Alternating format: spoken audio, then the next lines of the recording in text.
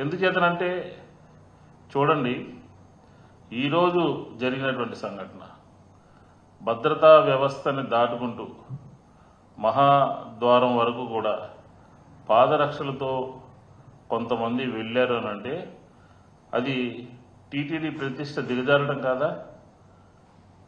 దాంతోపాటు ఈరోజు మధ్యాహ్నం స్వామివారి నైవేద్యం కూడా 15 నిమిషాల పాటు ఆలస్యం అయింది అని అంటే తిరుమల తిరుపతి దేవస్థానంలో అధికారుల యొక్క పనితీరు, వారి శ్రద్ధ కనపట్లేదా? అర్థం అవట్లేదా?